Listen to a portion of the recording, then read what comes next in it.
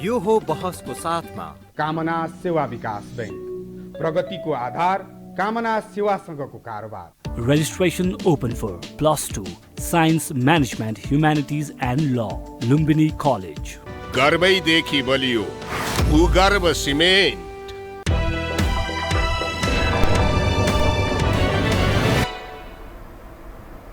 नमस्कार, यो बसमा म यहाँलाई हार्दिक स्वागत गर्दछु। जीवराम भण्डारी। आज यहाँहरू सामुन्ने उपस्थित हुनुहुन्छ विश्वकान्त मैनाली। उहाँ वरिष्ठ अधिवक्ता हुनुहुन्छ, नेपाल बार एसोसिएसनका पूर्व अध्यक्ष, अनेरा सोब्युका संस्थापक अध्यक्ष। विक्रम सम्वत 2018 सालदेखि निरन्तर वाम राजनीतिमा क्रियाशील अगुवाको भूमिका पनि निभाउनुभएका विश्वकान्त मैनालीले 2 वर्ष अगाडि 76 सालदेखि राजनीतिबाट सन्यास लिनुभयो। राजनीतिबाट किन सन्यास लिनुभयो यो एउटा अर्थपूर्ण पनि छ। उहाँसँग यो विषय पनि म उठान गर्नेछु। र आज राष्ट्रिय प्रजातन्त्र पार्टीको अध्यक्षमा राजेन्द्र लिङ्गदेन, उहाँले कमल थापा जो लामो समयदेखि राष्ट्रिय प्रजातन्त्र पार्टीको अध्यक्ष रहिरहनु भएको थियो, उहाँलाई पराजित गर्दै अध्यक्षमा निर्वाचित हुनुभएको छ। राष्ट्रिय प्रजातन्त्र पार्टीलाई कतिपय मानिसले कसरी हेर्थे भने यो अलिकति परम्परावादी, प्रजातान्त्रिक अभ्यास पनि यसले गर्दैन, अलि निरङ्कुश चरित्र यसले बोकेर हिँडेको छ, यस्तो आक्षेप पनि लाग्ने गर्थ्यो। तर नयाँ पुस्तालाई त्यहाँका राजनीतिक क्रियाशील व्यक्तिहरूले चयन गरेका छन्। यसको सन्देशलाई कसरी लिने र समसामयिक विषय नेपालको पछिल्लो अवस्था हेर्दा राजनीति अस्थिरतामा छ। आम मानिसको बुझाइ यथास्थितिमा चल्दैन कि अब नसक्ने रहेछन् भन्ने पनि छ। परीक्षण भएका यी नेतृत्व पङ्क्तिका मानिसहरू, खास गरी राजनीतिक दल काङ्ग्रेस र कम्युनिस्टहरू यो देशमा 32 वर्षभन्दा लामो समयदेखि निरन्तर राज्य सत्तामा पकड जमाएर पनि बसेका छन्। अनि हामी ठुलो ठुलो परिवर्तन भएको, भयानक काम गरेको, स्वर्ग प्रवेश गर्ने काम गर्न खोजेको जस्तो, अर्थात् स्वर्गीय सुखको त्यो अनुभूत हुने खालको त्यस्तो सन्देश प्रवाह त गर्छौँ, तर विश्वका तन्नम देशमध्येमा नेपाल पर्छ। यसको मूल कारक के को उपज हो यो लगायत समग्र विषयलाई म आज उहाँसँग उठान गर्ने प्रयत्न गर्नेछु। सर्वप्रथम म उहाँलाई स्वागत गर्छु। स्वागत छ यहाँलाई। धन्यवाद जीवरामजी। तपाईसँग मेरो बडा लामो समयपछिको यो संवाद, बडा खुसी पनि लाग्यो। स्वागत छ तपाईँलाई। अब म सिधै विषयमा प्रवेश गर्न चाहे। म प्रारम्भ कहाँबाट गरौँ भने तपाईँको स्वतन्त्र छविलाई म उपयोग गर्दै, सदुपयोग भन्छु म, सदुपयोग गर्दै राष्ट्रिय प्रजातन्त्र पार्टीको भर्खरै परिणाम सार्वजनिक भयो महाधिवेशनपछि। राजेन्द्र लिङ्गदेनले कमल थापा जो अलि चलाक, नेपाली समाजमा स्थापित पनि भइसकेको, लामो समयदेखि पञ्चायतदेखि बहुदलदेखि गणतान्त्रिक कालमा निरन्तर मन्त्री सत्ता निरन्तर प्राप्त गरिरहेको व्यक्तिलाई सामान्य एउटा राजेन्द्र लिङ्गदेन, सामान्य त यस मानेमा कि कुनै त्यस्तो पदीय हैसियत प्राप्त नगरेको, मन्त्री पनि अहिलेसम्म नभएको, तर जनताबाट निर्वाचित राजेन्द्र लिङ्गदेनले राप्रपामा अध्यक्षमा विजय हासिल गरी एमालेको महाधिवेशन भर्खरै सम्पन्न भयो। ओलीजीलाई भयानक ठुलो सफलता प्राप्त भयो। भीमरावजी बिचरा 230-35 भोट ल्याएर टाक्सिनु पर्यो। काङ्ग्रेसको यसो हेर्दाखेरि अब फेरि उही त हो भन्ने दृष्टिकोण मानिस बताउँछन्। प्रचण्डजीको उही हो पार्टीको हुने, आखिर भोलिको सम्मेलन हुँदैछ उहाँको पनि 1 महिनापछि। त्यसै गरी मधेस केन्द्रितको पनि त्यस्तै छ। यो राजेन्द्र लिङ्गदेनको विजयलाई तपाईँ जस्तो व्यक्ति, वरिष्ठ अधिवक्ता, नेपालको राजनीतिमा यति लामो अनुभव प्राप्त, तर यो हेरेर तपाईँलाई सायद दिक्क पनि लाग्यो र तपाईँले राजनीतिबाटै जो सन्यास लिने काम पनि गर्नुभयो नि, सन्यास लिनुभयो नि। यो राजेन्द्र लिङ्गदेनको विजयलाई तपाईँले कसरी हेर्नु भएको छ? म यहीँबाट सुरु गरेँ, अरू तमाम विषय म क्रमशः उठान गर्छु कृपया। पहिलो चाहिँ त अब राजनीतिक क्षेत्रबाट सन्यास लिएको विषयमा हरेक मान्छेको आफ्नो जीवनमा एउटा भूमिका हुन्छ। विलियम शेक्सपियर बेलायती चाहिँ महाकविले भन्नुभएको छ कि संसार एउटा स्टेज हो, हरेक मान्छेले आफ्नो भूमिका खेल्छ अनि ऊ चाहिँ के छ भने आफ्नो भूमिकापछि बिदा हुन्छ। मैले आफ्नो जीवनमा खेल्नुपर्ने एउटा भूमिका सकारात्मक असल मन राखेर देश र जनताको हित चिताएर जे गर्ने काम मैले गरेँ, त्यस पछाडि मैले चाहिँ के छ भने अब मेरो भूमिका पुरा भयो भनेर मैले छोडेको सन्यासको विषयमा चाहिँ। राजेन्द्र लिङ्गदेनजीको जहाँसम्मको विजयको प्रश्न छ, यसले दुईवटा अर्थ जनाउँछ। एउटा, कमल थापाजी 14-15 वर्षदेखि राप्रपाको अध्यक्ष भएर विभिन्न चाहिँ पदमा चाहिँ विराजित व्यक्ति हुनुहुन्छ। उहाँ टेस्टेड व्यक्ति, परीक्षण भइसक्यो हुनाले अब उहाँको उपयोगिता छैन भन्ने कुरा चाहिँ राप्रपाका कार्यकर्ताहरूले सम्झे। दोस्रो कुरो चाहिँ के छ त भन्दाखेरि राजेन्द्र लिङ्गदेनजी एउटा नयाँ प्रतिभा भए हुनाले उहाँले केही गर्नुहुन्छ कि भन्ने आशा राखे। तेस्रो कुरो, एजेन्डा जो उठाइया छ राज संस्थाको पुनर्बहाली भनौँ है, अनि चाहिँ हिन्दू राष्ट्र संहिता मुल्क, मैले चाहिँ तपाईँहरूकै सञ्चार माध्यमबाट चाहिँ सुन्दाखेरि मेन एजेन्डा चाहिँ यही तीनवटा देखिरहेको छु मैले। र यो एजेन्डाको चाहिँ नेपालमा 72 सालदेखि संविधान जारी त भयो, यो 7-8 वर्षको चाहिँ के छ भने 5-6 वर्षको अभ्यासमा यो एजेन्डा चाहिँ ले पराजित भइसकेका रहेनछ क्या। यो एजेन्डाको पछाडि एउटा समाज रहेछ र जुन चाहिँ प्रतिनिधित्व चाहिँ राप्रपाले गर्छ त्यसमा चाहिँ राजेन्द्र लिङ्गदेनले चाहिँ बढी प्रभावकारी रूपमा चाहिँ भविष्यमा उठाउन सक्छ भन्ने कार्यकर्ताहरूको अपेक्षा हुनुपर्छ यसमा, मलाई लाग्छ।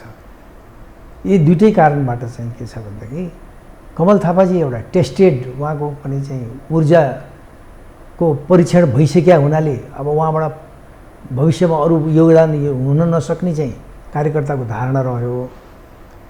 र चाहिँ के छ भन्दाखेरि यो इस्यु चाहिँ अहिले पनि नेपालमा मर्या छैन, यसको जिउँदो जाग्दो छ। यसको निम्ति समाज चाहिँ के छ भने अहिले पनि समाजभित्र एउटा बलियो चाहिँ के छ भने आधार चाहिँ छ भन्ने कुराको एउटा सङ्केत गर्छ यसले। नेकपा एमालेको हालै महाधिवेशन सम्पन्न भयो। अत्याधिक मतले केपी ओलीजी विजय हुनुभयो। झन्नै त्यहाँ त्यो अरू विकल्प उहाँका बारेमा उहाँसँग प्रतिस्पर्धा गर्न चाहने पक्षले झन्नै त्यो उम्मेदवारी पनि दिन नसक्ने स्थिति पनि बनेको थियो। नेकपा एमाले जनताको बहुदलीय जनवादको कुरा गर्छ नि, मदन भण्डारीबाट प्रतिपादित सिद्धान्तको कुरा गर्छ। अनि यही कुरा एमालेमा त्यो प्रतिस्पर्धा गर्नुपर्छ, लोकतान्त्रिक अभ्यास जो भनौँ गर्नुपर्छ भन्ने ती कार्यकर्ता जनमा किन परेन र अरू पार्टीमा यसको प्रभाव, यो राजेन्द्र लिङ्गदेनको उदयले अरू पार्टीमा केही प्रभाव पर्न सक्ने सम्भावना देखिन्छ। काङ्ग्रेसको अब केही दिनपछि महाधिवेशन हुँदैछ, नेकपा माओवादी केन्द्रको अर्को महिना राष्ट्रिय सम्मेलन हुँदैछ, त्यहाँ केही प्रभाव पर्न सक्ला कि त्यो पार्टीमा चाहिँ खास यस्तै परम्परागत ढङ्गले अब यो माथि त आक्षेप छ नि, यो कन्जर्भेटिभ छ, यो प्रजातान्त्रिक छैन, राप्रपा उपर प्रजातान्त्रिक छैन, अभ्यास पनि हुँदैन, लाए हराएको तोकेको मान्छेले जित्छ भन्ने जुन अभ्यास छ यसले त अभ्यास गरे देखियो। अरूमा यस्तो ढङ्गको अभ्यास हुने या कुनै त्यसले दबाव सिर्जना गर्ने सम्भावना पनि तपाईँ देख्नुहुन्छ अरू पार्टीमा यो राजेन्द्र लिङ्गदेनको उदयले? मलाई लाग्छ कि जसो एमालेको हालै सम्पन्न अधिवेशन भनौँ न कि, अब त्यो एमालेको अधिवेशन त होइन त्यो, हेर्नुहोस् होइन, किनभने एमालेको केन्द्रीय कमिटीको सल्लाहकार त म थिएँ नि त। एमाले पार्टीको केन्द्रीय कमिटीको सल्लाहकार परिषदमा म थिएँ है, म जस्ता 100 मान्छे थिएँ भनौँ न है। त्यसैले चाहिँ त्यो चाहिँ एमाले भित्र चाहिँ जो अटाउन सकेनन्, कसैले सन्यासले, कोही चाहिँ छोडेर गए, त्यो चाहिँ ओली गुटकै एउटा चाहिँ अधिवेशन हो हेर्नुहोस्, एमालेको भन्दा पनि अब माधवजीहरू पनि वास्तवमा भन्ने हो भनेदेखि ओलीजी भन्दा पनि बढी कमिटेड के छ भने एमाले निर्माण गर्नमा बढी योगदान भएको मान्छे इतिहासले देखाउँछ अघि। जबको सिद्धान्त पनि माधव नेपालले बढी बोकेर हिँड्या हुनुहुन्थ्यो, त्यस्ता धेरै हस्तीहरू त्यहाँ थिए अघि। त्यसैले गर्दाखेरि चाहिँ त्यो उहाँहरू चाहिँ माधवजीहरू अलग हुनुभयो अघि। अब तपाईँको के छ भन्दाखेरि प्रचण्डजी पनि अब आफ्नो समूह बोकेर हिँड्नुभयो। त्यसैले चाहिँ अब माधवजी चाहिँ निर्विरोध चाहिँ के छ भने नेता हो आफ्नो समाजवादी पार्टीको। ओली चाहिँ आफ्नै गुटको चाहिँ सम्मेलन भावनाले निर्विरोध नेता हो अघि। प्रचण्डजी पनि निर्विरोध नेता हुनुहुन्छ। जहाँसम्म चाहिँ यो चाहिँ राप्रपाको प्रभाव पर्ला कि काङ्ग्रेसमा भन्ने कुरामा अब मलाई लाग्छ कि के छ भन्दाखेरि राज्य शक्ति पनि अब शेरबहादुर देउवासँग भएको हुनाले, आर्थिक सम्पन्नता पनि शेरबहादुर देउवासँग बढी हुने भएको हुनाले नेपालको परिप्रेक्ष्यमा चाहिँ राजेन्द्र लिङ्गलेनको जस्तो किसिमको चाहिँ राप्रपाको जस्तो चाहिँ स्थिति चाहिँ आउला जस्तो लाग्दैन मलाई। चाहिँ शेरबहादुर देउवा नै विजय हुने चाहिँ लक्षण देखिन्छ नेपालको ऊ हेर्दाखेरिको अवस्थामा। अब जस्तो तपाईँको के छ भन्दाखेरि वामपन्थी पार्टीहरूमा पनि जहाँ चाहिँ लोकतान्त्रिक आन्तरिक अभ्यास भएर चाहिँ एउटा स्पष्टसँग आउने अवस्था चाहिँ सिर्जना भइसकेका छैन, समाजै तयार भइसकेका छैन क्या। हाम्रो यो समाजको बनोट नै जीवरामजी लोकतन्त्र चाहिँ प्रयोग गर्ने समाजको संरचना छैन हामीसँग क्या। कार्यकर्ता पनि त्यो लोकतान्त्रिक अभ्यासमा छैन, त्यो डेमोक्रेटिक चरित्रको छैन यसको अर्थ। छैन छैन छैन छैन तपाईँको हेर्नुहोस् न, जम्मै हनुमान दास छन्। दास जम्मै हनुमान दास पढे लेखेका बुद्धिजीवी मान्छेहरू सबै पार्टीभित्र समाहित छन् हगि। अब कतिसम्म भन्नुहुन्छ भने मान्छेको नाम नलिउँ म, एमाले भित्रै कतिपय बुद्धिजीवीहरू कस्ता छन् भन्दाखेरि म एउटा सिपाही हुँ पार्टीको, नेता हाम्रो कमान्डर इन चिफ हुनुहुन्छ, उहाँले जे आदेश दिनुहुन्छ म त्यो आदेश चाहिँ तामेल गर्नको निम्ति एउटा वफादार सिपाहीको हैसियतले म तयार छु भन्ने हजारौँ कार्यकर्ता छन्। पढे लेखेका पिएचडी गरेका डाक्टर भएका मान्छेहरू विवेक यसरी गुमाउँछन्। अब त्यो चाहिँ किन त्यो विवेक बन्द राख्या त भन्दाखेरि भोलि एउटा जागिर केही पाइन्छ कि भन्ने, अरू केही छैन फेरि। एउटा एम्बेसडर हुन्छु कि एउटा चाहिँ संसदमा मलाई चाहिँ मनोनित गरिदिन्छ कि समानुपातिकबाट भन्ने लोभमा पढे लेखेका बुद्धिजीवीहरू म चाहिँ एउटा चाहिँ सामान्य सिपाही हुँ, मलाई आदेश गरेको कुरा तामेल गर्छु, हुकुमको कुरा तामेल गर्छु भनेर चाहिँ सार्वजनिक रूपमा तपाईँहरूको सञ्जाल मार्फतै चाहिँ के छ भने अभिव्यक्त गर्ने चाहिँ के छ भन्दाखेरि पिएचडी डिग्री लिएकादेखि लिएर चाहिँ विभिन्न चाहिँ प्राध्यापक भएका शुद्ध मान्छेहरू चाहिँ सामाजिक सञ्जालमा देखिन्छ भने अब यहाँनिर चाहिँ त्यहाँभित्रको लोकतान्त्रिक अभ्यास के सम्भव छ र तपाईँ भन्नुहोस्। बडा इन्ट्रेस्टिङ कुरा सुनाउनु भयो। तपाईँको यो अनुभवलाई म आज असाध्यै सदुपयोग गर्नेछु। यो लाखौँ जो दर्शक हेरिरहनु भएको छ, अब पढे लेखेका मानिसमा त त्यो प्रजातान्त्रिक आचरण छैन, त्यो संस्कार छैन, त्यो चरित्र निर्माण गर्न सकेका छैनन् भने जुन देशमा 22% भन्दा बढी सङ्ख्याका मानिस गरिबीको न्यूनतम गरिबीको रेखा मुनि छन्, खान लाउन पाउने स्थिति छैन, असाध्यै साँझ खायो भोलि बिहान के खाउँ, बिहान खायो बेलुका के खाउँको अवस्थामा छन्। अनि 60 लाख भन्दा बढी युवा पुस्ता खाडी मुलुकमा रोजगारीका लागि जान्छ, त्यसको रेमिटेन्सले मुलुक चल्छ। अहिले सम्पन्न कोही छ भने सत्ताको वरिपरि घुमेका मानिस र राजनीतिक व्यक्ति, उनीहरू आर्थिक हिसाबले सम्पन्न छन्, अरू हिसाबले त दरिद्र छन्, आर्थिक हिसाबले सम्पन्न छन्। अनि यो देशमा अनि लोकतन्त्रको कुरा गर्ने, अनि गणतन्त्रको कुरा गर्ने, प्रजातान्त्रिक होइनौँ, राजा भएको देशमा पो प्रजातान्त्रिक भन्छ, हामी त लोकतान्त्रिक हौँ भन्ने, यो के भन्या बताइदिनुहोस् त। होइन, यसलाई चाहिँ हामीले एउटा पृष्ठभूमिमा जानुपर्छ क्या, यसको इतिहासमा जानुपर्छ क्या। एउटा संसारको इतिहासलाई हामीले हेऱ्यौँ भनेदेखि संसारभर नै राजा भएको राजा थिए नि त। आज ती संसारभरबाटै ती राजाहरू चाहिँ बिदा भए नि त अघि। त्यो युगलाई हामीले विश्लेषण गर्दाखेरिको अवस्थामा नेपालकै कुरा गरौँ न, 104 वर्ष राणा शासन नेपालमा कायम भयो अघि। किन कायम भयो त भन्दाखेरि जनतामा चेतना थिएन, समाज नै तयार थिएन क्या। त्यो राणाको हुकुमी शासन चाहिँ स्वीकार गर्ने मनस्थितिमै जनता थियो क्या अघि। 2007 सालको परिवर्तन पनि नेपाली जनताले ल्याएको परिवर्तन होइन तपाईँ हेर्नुहोस्। त्यो चाहिँ द्वितीय विश्वयुद्धको लहरमा छिमेकी राष्ट्र चाहिँ भारत स्वतन्त्र भइसकेपछि त्यसको प्रभावबाट चाहिँ के छ भनेदेखि परिवर्तन आएको हो, राजनीतिक परिवर्तन। त्यो परिवर्तन कस्तो आयो त भन्दाखेरि राणा र चाहिँ के छ भन्दाखेरि काङ्ग्रेसको संयुक्त सरकार, प्रधानमन्त्री चाहिँ राणा प्रधानमन्त्री हुने सम्झौता बमोजिमको परिवर्तन त हो नि हाम्रो त है। त्यसैले चाहिँ त्यो 7 सालको परिवर्तनले पनि चाहिँ के छ भने जनताले आफ्नै नेतृत्वमा चाहिँ जनसङ्घर्षबाटै विस्थापित गरेर आएको राजनीतिक परिवर्तन होइन त्यो क्या तपाईँ हेर्नुहोस् है। र अहिलेसम्म पनि मैले विश्लेषण गर्दाखेरि हाम्रो नेपाली समाजलाई 2 वाक्यमा धेरै ठाउँमा मैले भन्ने गरेको छु। नेपालको सामाजिक संरचना चाहिँ तपाईँको के छ नि सामन्ती छ तपाईँको हेर्नुहोस्। सामाजिक संरचना स्ट्रक्चर हाम्रो जम्मै कुराहरू, जुन जाति दल जे भए पनि जस्तोसुकै गरिबभित्र पनि सामन्ती संस्कार छ क्या तपाईँ हेर्नुहोस् है। अनि त्यसपछि चाहिँ के छ भने शासन प्रणालीको स्वरूप चाहिँ हुकुमी छ तपाईँ हेर्नुहोस्।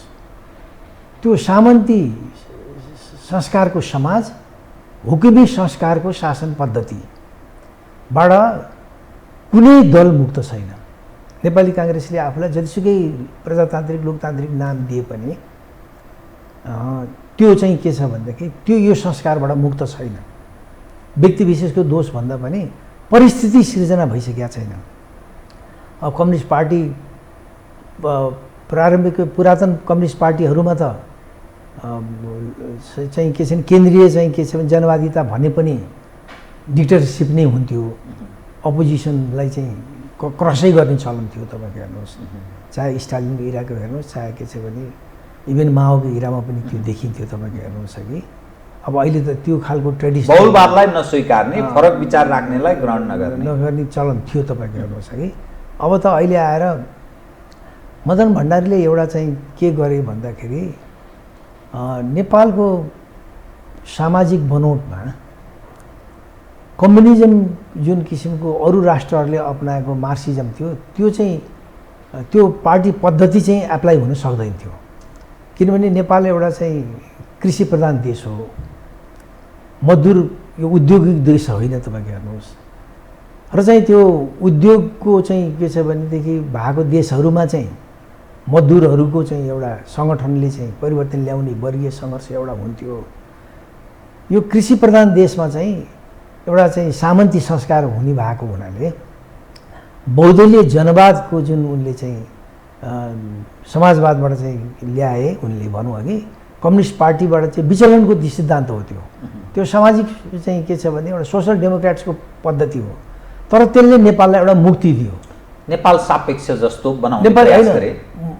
म त एउटा जिम्मेदार परिवारबाट आएको मान्छे, मलाई मदन भण्डारीले एउटा स्पेस दिए।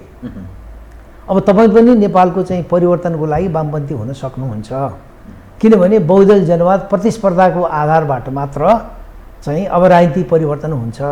अब हिजोको जस्तो स्टालिन इराको जस्तो चाहिँ के छ भन्दाखेरि एउटा चाहिँ त्यो उसले चाहिँ दमन गर्ने चाहिँ के छ भने पार्टी नेतृत्वले दमन गर्ने र चाहिँ साह्रै नै चाहिँ पऱ्यो भने त्यसलाई चाहिँ सफाइ गर्ने पनि चलन जुन थियो त्यस्तो किसिमको निरङ्कुशता अब हुँदैन भनेर नेपालको समय सापेक्षिक कम्युनिस्ट पार्टीलाई चाहिँ सोसल डेमोक्रेट्स बनायो उनले क्या। त त्यसका बावजुद पनि मैले अलिकति फेरि अन्यत्र हामी प्रवेश गरिहाल्छौँ अनि यहाँनिर यही म भन्दैछु अघि, त्यो कारणले गर्दाखेरि चाहिँ अहिलेको कम्युनिस्ट पार्टीलाई चाहिँ हामीले नाम भए पनि कम्युनिस्ट पार्टी यिनीहरू होइनन्, यी सोसल डेमोक्रेट्स नै हुन्। तपाईँको हेर्नुहोस् नाम किन कम्युनिस्ट राखिरहेका यिनले फेरि पनि? यो चाहिँ अब त्यो ट्याग चाहिँ के छ त भन्दाखेरि त्यसले चाहिँ नेपाली समाजलाई एउटा ब्रान्ड नेम भइसक्यो त्यो क्या तपाईँको हेर्नुहोस्, ब्रान्ड नेम भइसक्यो। ट्रेडमार्क जस्तो लाइफ बोय साबनले एउटा मार्केट लिइसक्यो।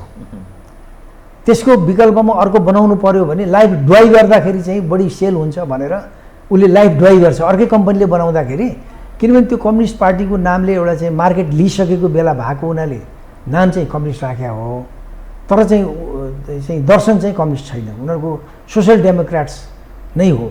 बहुदलीय जनवाद भनेको सोसल डेमोक्रेट्स हो। तपाईँको हेर्नुहोस् समाजवादी पार्टी हो त्यो, र अहिले समय सापेक्षिक पनि चाहिँ भएको हुनाले त्यो हुनको लागि मान्छेलाई आपत्ति छैन। तपाईँको हेर्नुहोस् त्यसैले त तपाईँको अहिले चाहिँ नेकपामा चाहिँ के छ भनेदेखि पार्टीभित्र ओलीजीको पार्टीभित्र एक थरीको एउटा ठुलो जमात माने माडवारी लगायतका व्यापारीहरू चाहिँ प्रवेश गरे नि त। तपाईँको हेर्नुहोस् हगि प्रवेश गरे नि, कम्युनिस्ट पार्टीभित्र सम्भव थियो र त्यो सम्भव हुँदैन नि त्यो कुराहरू हगि।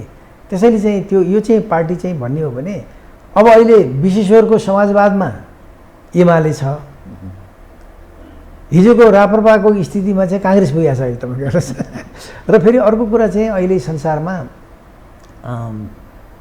सिद्धान्तले प्राथमिकता पाएको छैन। तपाईँको सिद्धान्तको आधारमा संसार चलेको छैन। तपाईँको हेर्नुहोस् यहाँले एउटा महत्त्वपूर्ण कुरा भन्नुभयो, सिद्धान्तले प्राथमिकता पाएको छैन, सिद्धान्तको आधारमा संसार चलेको छैन। काङ्ग्रेसले बारम्बार यो सैद्धान्तिक कुरालाई उठान गर्ने, हामी त यो बहुदलीय बहुलवादका लागि, यो प्रजातन्त्रका लागि, प्रजातान्त्रिक समाजवादको बारम्बार एडभोकेसी गर्छ, तर उसको फ्रन्टमा को देखिन्छ? विनोद चौधरीहरू देखिन्छ। ठ्याक्क उसको ठ्याक्क अगाडि देखिँदा शेरबहादुर पेशो वरिपरि अथवा काङ्ग्रेसको वरिपरि हेर्दा यस्तै खालका मानिस देखिन्छ।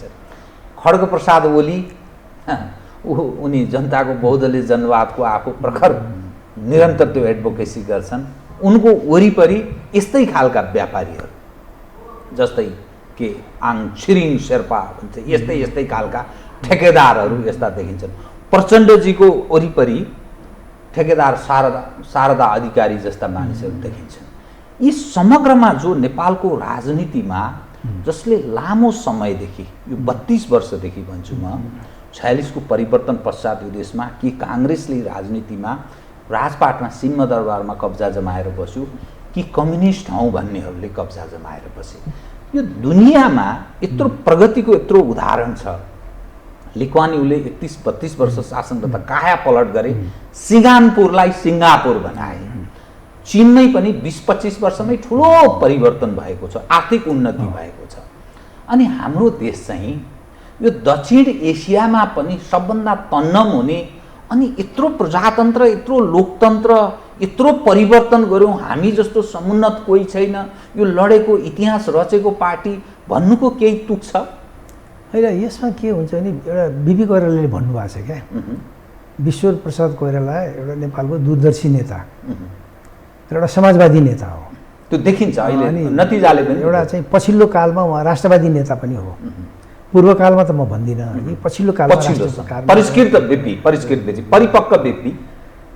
उहाँले भन्नुभएको छ राज्य सत्तामा चाहिँ के छ भनेदेखि दल पुगेपछि कार्यकर्ता चाहिँ इमान्दार कार्यकर्ता पाखा लाग्छन्, तस्करहरूको एउटा चाहिँ जमातले चाहिँ के छ भने त्यो राज्य कब्जा गरे हुन्छ है। त्यो त्यो त्यो भनाइभित्र चाहिँ धेरै सत्यता छ। तपाईँ हेर्नुहोस्, हामीले क्रमशः हेर्दै गयौँ भनेदेखि आज खड्ग ओलीकै उदाहरण लिउँ न। उहाँ प्रधानमन्त्री हुँदाखेरि उहाँको नजिक को थिए त भन्दाखेरि तस्करहरू नै नजिक थिए। त्यो राज्य सत्ताको स्वभाव हो त्यो क्या। त्यो यसपालिको अधिवेशनमा मोहनचन्द्र अधिकारी जसले यत्रो त्याग तपस्या गरेर चाहिँ एउटा लुरे बालकलाई चाहिँ के छ भन्दाखेरि आजको यो हैसियतमा पुर्याइदिने प्रमुख पात्र चाहिँ मोहनचन्द्र अधिकारी हो वास्तवमा क्या, केपी ओलीको लागि। नरेश खरेल जो चाहिँ के छ भन्दाखेरि सँगै जीवन जेलमा बसे, यत्रो राज्य आफ्नो साथमा हुँदाखेरि एउटा भात खाने बन्दोबस्त पनि गरिदिन सक्दैनन् भनेदेखि तपाईँको एउटा अरू कुराको त परै छोडिदिनुहोस् न तपाईँले। मैले खालि एउटा उदाहरण मात्र एउटा चाहिँ दिएको तपाईँको। अरू सबै नेताको हकमा त्यही लागु हुन्छ, प्रचण्डजीको हकमा पनि लागु हुन्छ, माधव नेपालको हकमा पनि लागु हुन्छ, शेरबहादुरको हकमा जो सत्तासीन छन्। त्यसैले गर्दाखेरि चाहिँ के हुन्छ त भन्दाखेरि उनीहरूको चाहिँ त्यो सत्ताको सदुपयोग गर्ने भनेकै यही परिस्थितिबाट चाहिँ के छ भन्दाखेरि राजनीतिक नेताहरूले गर्दाखेरि कार्यकर्ताहरू चाहिँ इमान्दार कार्यकर्ताहरू चाहिँ पराजित हुँदै जान्छन् क्या। तपाईँ हेर्नुहोस्, त्यो राज्य सत्ताको स्वभाव हो।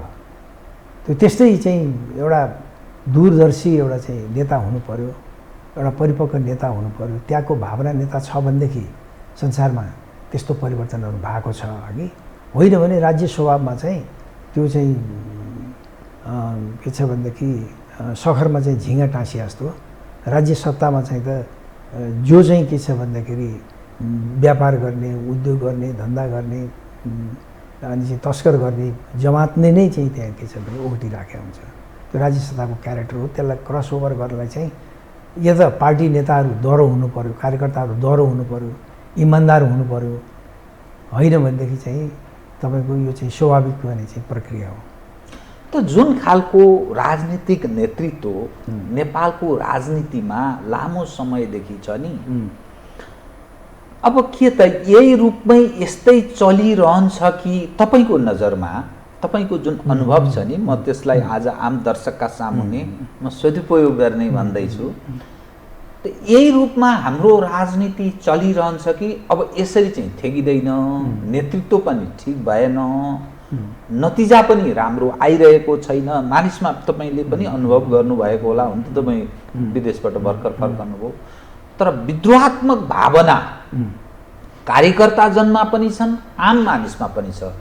गरिबी त्यही रूपमा छ, गरिब र धनी बीचको दूरी पनि बढ्दैछ र टाठा बाठाहरू त्यही तपाईँले भने चाहिँ सत्ताको वरिपरि सिंहदरबारमै त्यो दिनको 4-5 हजार चाहिँ त्यो पावर ब्रोकरहरू सिंहदरबारमै दौडिरहन्छ भन्छ। हरेक मन्त्रालय मन्त्रीजीहरू नै भन्छन् हामी त यहाँ फाइल उनीहरूका हेर्दा र सुन्दाको परेशान छौँ भन्छ। त यो जो स्थिति छ नि, यो थेगिन्छ त? अहिले हामीले चाहिँ नेपाललाई मात्र नहेरौँ, संसारलाई हेऱ्यौँ भनेदेखि अफ्रिकन मुलुकहरू नै हेरौँ अघि, दक्षिण अमेरिकाकै मुलुकहरूलाई हेरौँ, एसियाकै मुलुकहरू हेरौँ, तेस्रो मुलुकहरू थर्ड वर्ल्ड भन्छ नि, र चाहिँ गरिबीको माने चाहिँ रेखामुनि बसेका मुलुकहरूलाई नै हामीले हेरौँ। के देखिन्छ भन्दाखेरि चाहिँ हिजो एउटा युग थियो, अन्धकारै युग थियो होला, र चाहिँ संसारको एउटा चाहिँ भूमण्डलीकरण पनि भइ नसकेको अवस्था थियो। त्यो बेलाको एउटा इतिहास छ अघि। पछि चाहिँ यो विज्ञान र चाहिँ तकनिकीको चमत्कारी विकासले गर्दाखेरि प्रथम विश्वयुद्धपछि, दोस्रो विश्वयुद्धपछिको संसारको परिवर्तन जो आयो नि, जो चाहिँ उपनिवेशबाट चाहिँ मुक्ति आन्दोलनहरू जुन आयो नि, ती मुलुकहरू अहिले पनि अस्थिरतामै छन्। तपाईँ गर्नुहोस्, हामीले चाहिँ साउथ अफ्रिकादेखि लिएर चाहिँ के अरे चाहिँ के छ भन्दाखेरि केनियादेखि लिएर चाहिँ इथियोपिया सुद्धका अफ्रिकन मुलुकहरूलाई पनि हामीले हेऱ्यौँ भने पनि अहिले पनि उनीहरू चाहिँ अन्तर्द्वन्द्वमै लिप्त भएको अफ्रिकन मुलुकहरू मात्र होइन, दक्षिण अमेरिकाका मुलुकहरूलाई पनि हामीले हेर्दाखेरि, एसियाका मुलुकहरूमा पनि हेर्दाखेरि एउटा स्थायित्व प्राप्तिको निम्ति एउटा चाहिँ सङ्क्रमण कालको एउटा चाहिँ गुज्रिरहेको चाहिँ एउटा समग्र अवस्था देखिन्छ। तपाईँको नेपाल पनि त्यही सङ्क्रमणकालीन अवस्थामै छ भनेर बुझौँ। नेपाल पनि सङ्क्रमणकालीन अवस्थामै छ। कारण किन भन्नुहुन्छ भन्दाखेरि, र नेपालकै विषयमा हामी जाउँ, 2004 सालमा एउटा द्वितीय विश्वयुद्धको लहरको कारणबाट राणाहरूले आफूलाई जोगाउनको निम्ति भनेर एउटा संविधान 2004 सालको एउटा विधान जारी गरे।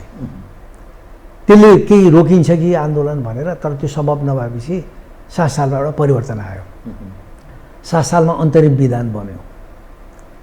त्यो अन्तरिम विधान पछि चाहिँ नेपालमा एउटा स्थायित्व सरकार आउँछ कि भन्ने प्रक्रियामा फेरि चाहिँ के छ भन्दाखेरि राजनीतिक दल र चाहिँ दरबारको एउटा चाहिँ अन्तर्द्वन्द्वमा चाहिँ गएर 15 सालमा एउटा चाहिँ के छ भने संविधान आयो। राजाको नेतृत्वलाई चाहिँ स्वीकार गरेको संविधान आयो। तर त्यो संविधान चाहिँ के छ भने 19 सालसम्म पनि टिक्न सकेन। तपाईँ हेर्नुहोस्, बरु 30 वर्ष चाहिँ 28 वर्ष चाहिँ के छ भने पञ्चायतको संविधानले केही स्थायित्व पायो, केही विकास संरचनाहरू पनि भए, नेपालले एउटा चाहिँ स्थायित्वतिर जाने प्रक्रियामा पनि रह्यो। त्यस पछाडि चाहिँ के छ भने त्यो संविधानले पनि थेग्न सकेन परिवर्तनलाई। 46मा अर्को परिवर्तन, 46मा एउटा परिवर्तन आयो। त्यो 46 सालको संविधान चाहिँ बन्दाखेरि बाह्य मुलुकको प्रभाव थिएन त्यसमा, किन म पनि त्यसभित्र संलग्न थिएँ। त्यसलाई चाहिँ साँचो मानेमा भन्दा नेपाली संविधान थियो, त्यो नेपालको संविधान। त्यो शुद्ध चाहिँ के छ भन्दाखेरि बाहिर प्रभावहरू धेरै प्रयास गरियो, तर चाहिँ के छ भने बाहिर प्रभाव चाहिँ त्यति साह्रो पर्न पाएन र त्यसलाई चाहिँ के छ भनेदेखि त्यसले एउटा शक्ति सन्तुलन पनि गरेको थियो 46 सालमा। त्यसमा एउटा कमी चाहिँ के थियो भन्नुहुन्छ भनेदेखि स्थानीय सरकारहरूलाई स्वायत्तता दिएर चाहिँ के छ भने एउटा चाहिँ शक्ति प्रदान गरेको भए, डिभोल्युसन अफ पावर भनौँ न, त्यसलाई शक्ति प्रक्षेपण गरेर चाहिँ स्थानीय सरकारलाई दह्रो बनाएको भए त्यो दीर्घजीवी हुन्थ्यो। र त्यो संविधान चाहिँ वामपन्थीहरूले चाहिँ आलोचनात्मक समर्थन गरेका थिए। काङ्ग्रेसको चाहिँ त्यो आदर्श संविधान थियो। तर दुर्भाग्य के भयो भन्नुहुन्छ भनेदेखि काङ्ग्रेसले त्यो संविधानलाई डिफेन्डै गरेन। काङ्ग्रेस नै बग्यो, होइन बेवारिसी बनाएर छोडिदियो। खास गरी गिरिजाले चाहिँ के छ भन्दाखेरि आफ्नो राजनीतिक दर्शनबाट पनि विचलित भए उनी। त्यो संविधान उनको संविधान थियो, उनको दलको संविधान थियो, त्यसलाई उनले चाहिँ डिफेन्डै गर्दैन। बेवारिसी भएर त्यसको अन्त्य भयो तपाईँ हेर्नुहोस् है। र चाहिँ के छ भन्नुहुन्छ भने त्यस पछाडि चाहिँ दरबार हत्याकाण्ड जो भयो, राजतन्त्रको वैधानिक अन्त्य चाहिँ दरबार हत्याकाण्डबाट भयो तपाईँ हेर्नुहोस्। किनभनेदेखि वैधानिक राजाको परिवारै कोही थिएन त्यहाँनिर। राजा ज्ञानेन्द्रलाई चाहिँ वैधानिक राजाको रूपमा चाहिँ नेपाली पिपुलले स्वीकार गर्ने कुरा पनि थिएन। उहाँको जीवन पद्धतिले पनि त्यो कुराको चाहिँ के छ भनेदेखि ऊ थिएन, अवस्था थिएन है। त्यो अवस्था नभएको हुनाले अब त्यस पछाडि चाहिँ जुन प्रक्रियाहरू चाहिँ आए राजनीतिक दलहरूबाट जो आए, 63 सालको संविधान आयो अघि, अब त्यो परिवर्तन जुनहरू आए नि, अब त्यो परिवर्तनमा चाहिँ हाम्रो भन्दा विदेशीको एजेन्डा बढी प्रभावशाली भएर गयो क्या तपाईँ हेर्नुहोस् अघि। अब माओवादी आन्दोलन हेरौँ न अघि, माओवादी एक रूपमा चाहिँ इमान्दारीपूर्वक चाहिँ के छ भने केही नेपाली समुदाय चाहिँ परिवर्तनकै लागि चाहिँ समर्पित भए, तर धेरै नेपालीलाई थाहा थिएन है कि यो चाहिँ यो आन्दोलनको चाहिँ पृष्ठभूमिको नेतृत्व चाहिँ भारतको रले लिएको छ भन्ने कुरो थाहा थिएन तपाईँ हेर्नुहोस् है। भारतले उपयोग गर्यो माओवादीहरूलाई, नेपालका सबै राजनीतिक शक्तिहरूलाई उपयोग गरेका छ, राजा त्रिभुवनलाई उपयोग गर्यो। प्रारम्भ त त्यहाँबाट भयो नि हाम्रो। 2007 सालमा राजा त्रिभुवन दिल्ली नगइदिएर नेपालमै बसिया भएदेखि 7 सालको सम्झौता, दिल्ली सम्झौता हुँदैन थियो तपाईँको हेर्नुहोस् हगि। अब त्यो 25 बुँदे सम्झौता इन्डियामा हुँदैन थियो होला, माओवादीलाई चाहिँ उनीहरूले साथ नदिया भएदेखि। नेपालको इतिहास हेर्दाखेरिको अवस्थामा अहिलेसम्म पनि जुन परिवर्तनहरू आइराखेका छन्, नेपाली जनताको चाहना अनुसार नेपाली नेतृत्वको पनि चाहिँ के छ भनेदेखि दृष्टिकोणमा चाहिँ कमान्डमा चाहिँ के छ भने नेपालमा परिवर्तन आएको देखिँदैन क्या तपाईँ हेर्नुहोस् है। परिवर्तन अब म पनि जेल बस्या हुँ, मैले पनि चाहिँ सङ्घर्षमा धेरै भाग लिएको छु, तर हामीहरूको योगदान चाहिँ छ परिवर्तनको लागि। तर चाहिँ अन्तिम एजेन्डा आउँदाखेरि चाहिँ त्यसमा हाम्रो स्वामित्व भएन क्या तपाईँ हेर्नुहोस्। स्वामित्व चाहिँ अरूले प्रयोग गरिदियो क्या तपाईँ हेर्नुहोस् है। अनि त्यसले गर्दाखेरि अहिलेसम्म पनि 72 सालको संविधान त त्यसमा चाहिँ संसारमा भएका सबै पनि चाहिँ सद्गुणहरूलाई समाहित गरिएको छ। चाहिँ के छ भने आइएनजिओको जति पनि एजेन्डा छन् ती सबैलाई चाहिँ मानवाधिकार चाहिँ के छ भने परिषदमा हामीले चाहिँ समाहित गरेका छौँ है कि। एउटा बडो आदर्श चाहिँ तर चाहिँ धान्नै नसक्ने आदर्शका चाहिँ सबै विधिहरू त्यहाँ हालेका छौँ हामीले। केही विदेशी एजेन्डाहरू पनि हामीले चाहिँ त्यहाँ चाहिँ प्रवेश गराएका छौँ। नेपाली जनताको चाहना पनि नभएको, आन्दोलनको एजेन्डा पनि नभएको कुरालाई पनि समाहित गरेका छौँ। हुनसक्छ नेपालभित्र केही समूह विदेशीको लागि काम गर्ने समूहले उठाएका होलान्, छलफलमा बहसमा गरेका होलान्, तर आम नेपाली जनताको चाहनाभन्दा बाहिरको पनि एजेन्डाहरू हामीले त्यहाँ हाल्यौँ तपाईँ हेर्नुहोस् कि। अब हेर्दाखेरि चाहिँ यो संविधान बडो आदर्श देखिन्छ, तर त्यो आदर्शको पालन गर्न सक्ने क्षमता चाहिँ हामीसँग छँदा पनि छैन। फेरि अर्को कुरा पुरा द्वन्द्वका पनि चाहिँ बिउहरू रोपेको संविधान पनि छ क्या तपाईँको हेर्नुहोस्। त्यसले गर्दाखेरि चाहिँ अहिलेसम्म पनि नेपाल राजनीतिक रूपमा स्थायित्व कायम गर्ने अवस्थामा छैन मागहरू। अहिले पनि सामन्ती संरचना, हुकुमी प्रवृत्ति, शासन शैली हुकुमी, सामाजिक संरचना सामन्ती भएको हुनाले नेपाल चाहिँ लोकतन्त्र चाहिँ के छ भने अभ्यास गर्ने रूपमा चाहिँ यो हाम्रो समाज नै तयार भइसकेको छैन क्या। मतदानमा पनि कुरा गर्नुहुन्छ भने परिवर्तन गर्ने चाहिँ राजनीतिक दलको नेताहरूलाई, सरकारलाई परिवर्तन गर्ने मतदाताले परिवर्तन गर्ने हो निर्वाचनमा। अब निर्वाचन हेर्दाखेरि के देखिन्छ भन्नुहुन्छ भन्दाखेरि चाहिँ जो बढी भ्रष्ट छ, जो बढी गुन्डा छ, जोसँग पैसा धेरै छ त्यसैले जित्छ तपाईँको। अबका यही स्थितिमा रहिरहने हो भने झन् निरन्तर यसले झन् बढावा पाउने भयो होइन। अब त तपाईँको कस्तो रह्यो भन्नुहुन्छ भन्दाखेरि एमालेको चाहिँ नेकपाको चाहिँ जुन एउटा वामपन्थी शक्तिहरू एकजुट भएर ओली चाहिँ के छ भन्दाखेरि प्रधानमन्त्री भएर चाहिँ के छ भने पार्टीको अध्यक्ष भएर एउटा चाहिँ नेपाली काङ्ग्रेस एउटा फोर्स, वामपन्थीको एउटा फोर्स चाहिँ एउटा भनौँ कि दुईटा दलको एउटा अभ्यास भनौँ न। फेरि चाहिँ के छ भन्दाखेरि नेपाली कम्युनिस्ट पार्टी नाम राखे पनि यो समाजवादी पार्टी हो क्या, यो सोसल डेमोक्रेट्स पार्टी हो। अब चाहिँ त्यो निरन्तर चुनावमा गएर बहुदलीय प्रतिस्पर्धाबाट सरकार बनाउने भन्न साथै कम्युनिस्ट पार्टीको भूमिका त्यहाँ खास हुँदैन। आर्थिक निर्वाचन ग्रहण गर्नुको अर्थ नै त्यो सकियो। त्यसैले गर्दाखेरि यो राम्रो पनि हो। अहिलेको संसारमा कम्युनिस्ट पार्टी चल्दा पनि चल्दैन तपाईँको हेर्नुहोस् कि यो अहिले समय परिवर्तन अनुसार यो ठिक पनि हो। तर अहिले मैले पहिले पनि भने कि तपाईँलाई अहिले चाहिँ राजनीतिक दर्शन र सिद्धान्तले चाहिँ संसारमा काम गर्दैन। म 1-1.5 वर्ष चाहिँ के छ भनेदेखि 18-20 महिना संयुक्त राज्य अमेरिकामा चाहिँ के छ भने बसेर भर्खर आउँदैछु। कारण किन भन्छ भने कोभिडले म त्यहाँ मेरो छोराछोरी त्यहाँ भएका हुनाले भेट्न धेरै बस्दै जान्थेँ म अघि। तर चाहिँ के छ भने कोभिडको कारणले गर्दाखेरि म फर्किन तुरन्त सकिनँ। म तपाईँको हेर्नुहोस् मैले त्यहाँको चाहिँ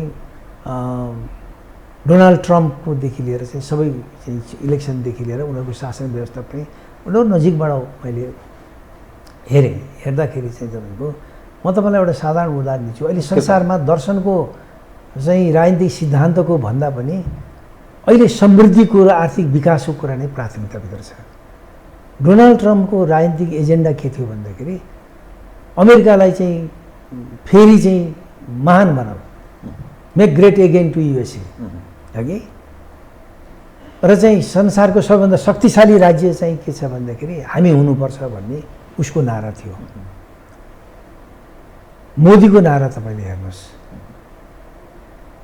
मोदी चाहिँ जनसङ्घीको 2 सिट भएको पार्टी आज चाहिँ के छ भने बहुमतको चाहिँ सरकार चाहिँ 2 टर्म चलिरहेको छ। त्यहाँ एउटा चाहिँ के छ भन्नुहुन्छ भने हिन्दुत्व जुन चाहिँ पहिले चाहिँ इन्डियन कङ्ग्रेसको पालामा दबेर बसेको थियो भनौँ न एक प्रकारको, उनले त्यो भावनालाई उठाएर चाहिँ माथि लिएर आएपछि मुस्लिम र चाहिँ क्रिस्चियनहरूको चाहिँ 700-800 वर्षको रुलमा दबेर बसेको फिलिङलाई उनले उजागर गरिदियो क्या। हिन्दुत्वको उजागर गरिदिएपछि ऊ जागेर आयो। तपाईँको हेर्नुहोस् उनले पनि के गर्यो त भन्दाखेरि जगाउनु चाहिँ हिन्दुत्वलाई जगायो, तर नारा चाहिँ समृद्धिकै दियो। तपाईँको हेर्नुहोस् शान्ति र समृद्धिकै नारा दियो है। अमेरिकामा पनि हामीले हेऱ्यौँ भनेदेखि मुसलमान राष्ट्रपति हुन सक्दैन, जतिसुकै असल होस्, क्रिस्चियन नै हुन्छ त्यहाँ। बेलायतमा पनि चाहिँ के छ भनेदेखि सभासदहरू फाटफुट 2-4 जना होलान्।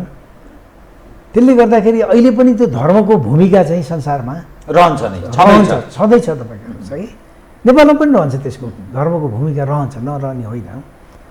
अब चाहिँ तपाईँको चिनलाई हेर्नुहोस्, तपाईँले सी जिनपिङको चाहिँ के छ भनेदेखि उदय र उनको चाहिँ आह्वानलाई हेर्नुहोस्। समृद्धशाली चिन, शक्तिशाली चिन, शान्तिमय चिन।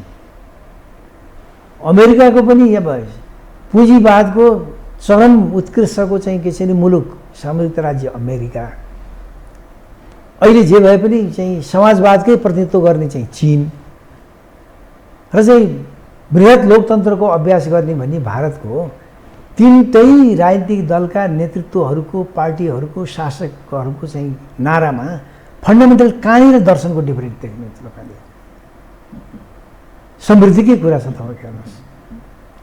त्यसरी अहिले चाहिँ नेपालमा पनि हामीले अब अहिले चाहिँ एमालेकै नारा पनि सुखी नेपाली समृद्ध नेपाल, त्यो चाहिँ डोनाल्ड ट्रम्पकै नारा हो, त्यो सी जिनपिङकै नारा हो, त्यो तपाईँको के छ भनेदेखि बिजेपीकै नारा हो, त्यो तपाईँको हेर्नुहोस्।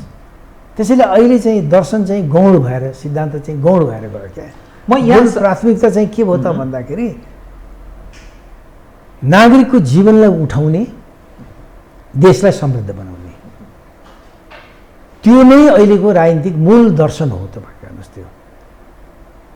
त्यो कुरा चाहिँ के छ भने त्यस अनुरूप हामी कहाँ राजनीतिक दल र खास गरी शासक पक्ष जो राजनीति गरिरहेको ठानिरहेका छन् उनीहरूले एक्टमा त्यस्तो गरेको देखिन्छ त? होइन, त्यो गरेको भएदेखि हामीले पञ्चायती व्यवस्थालाई के दोष लगायौँ भनेदेखि यो निरङ्कुश छ भनेर, त्यो दोष लगाउने मध्येको म पनि एउटा हुँ। यो निरङ्कुश छ भनेर, यसले जनताको अधिकार चाहिँ के छ भने वञ्चित गर्यो, सबै कुरा भनेर हामीले दोष लगायौँ। राजनीतिक रूपमा चाहिँ के छ भने विधर्मी राजनीतिलाई चाहिँ पञ्चायतले सहेन, त्यो निरङ्कुश व्यवस्थै हो। तर आर्थिक रूपमा अहिलेको भन्दा धेरै विकास थियो, मुलुकको चाहिँ एउटा राष्ट्रियतामा चाहिँ धेरै चेतनशील थिए तपाईँको हेर्नुहोस्। अघि राजा महेन्द्रलाई डोमेस्टिक फ्रन्टमा लोकतन्त्र नदिएकोमा जतिसुकै सरापे पनि, तर चाहिँ नेपालको स्वाधीनता र चाहिँ विकासमा चाहिँ आफ्नो खुट्टामा उभिने चाहिँ प्रक्रियामा चाहिँ त उनको ठुलो योगदान छ नि त तपाईँको हेर्नुहोस्। पृथ्वीनारायण शाह पछि राजा महेन्द्र नै हुन् र चाहिँ वीरेन्द्र पनि के छ भनेदेखि एउटा लिबरल किङ भएको हुनाले उनले पनि चाहिँ बहुदललाई सहयोग गर्नको निम्ति चाहिँ ठुलो योगदान दिए तपाईँको हेर्नुहोस् अघि। र एउटा सज्जन भलादमी राजा थिए राजा वीरेन्द्र पनि। त्यसरी चाहिँ मेरो निवेदन गराइ के हो त भन्दाखेरि चाहिँ हामीले नेपालको परिप्रेक्ष्यमा हेर्दाखेरि सकारात्मक गुण जुन छन् नि त्यसलाई हामीले चाहिँ अंगीकार गर्न सक्नुपर्छ क्या है। अब जस्तो एउटा चाहिँ राजनीतिक दलहरूको कहाँनिर चाहिँ कमजोरी रह्यो भन्नुहुन्छ भन्दाखेरि राजा वीरेन्द्रले एउटा शान्ति क्षेत्रको एउटा प्रस्ताव, बडो महत्त्वपूर्ण प्रस्ताव थियो। त्यो प्रस्तावलाई विश्वका 116 राष्ट्रले समर्थन गरिसकेको प्रस्तावलाई हाम्रा राजनीतिक दलहरूले भारतमा गएर भात खाएर चाहिँ के छ भनेदेखि विरोध गर्नु, त्योभन्दा चाहिँ के छ भने एउटा चाहिँ शरम लाग्दो कुरा हाम्रो राजनीतिक नेताहरूको दूरदृष्टिको चाहिँ के छ भने चाहिँ परीक्षण गर्दाखेरिको अवस्थामा त्यो आवश्यक थियो। त्यो शान्ति क्षेत्रको प्रस्ताव जुन छ नि, एउटा बफर स्टेट भएर दुईटै मुलुकहरू असंलग्न राष्ट्र भएर बस्ने जुन प्रक्रिया थियो, हामीले चाहिँ त्यो सत्य कुरालाई सत्य भन्नुपर्छ, गलत कुरालाई गलत भन्नुपर्छ क्या तपाईँको हेर्नुहोस् अघि।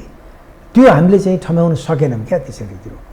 नत्र चाहिँ तपाईँको के छ भन्दाखेरि अहिले मुलुक चाहिँ यसरी, अब म चाहिँ भविष्य के देखिरहेको छु भन्नुहुन्छ भनेदेखि जीवरामजी कृपा बताउनु।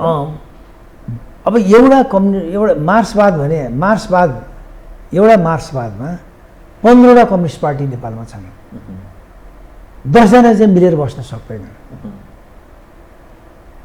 फुटेर चाहिँ के छ भनेदेखि भुरे टाकुरे राजा जस्तो त्यसको चाहिँ पार्टीको एउटा नेता भएर बस्छन् तपाईँको हेर्नुहोस् अघि।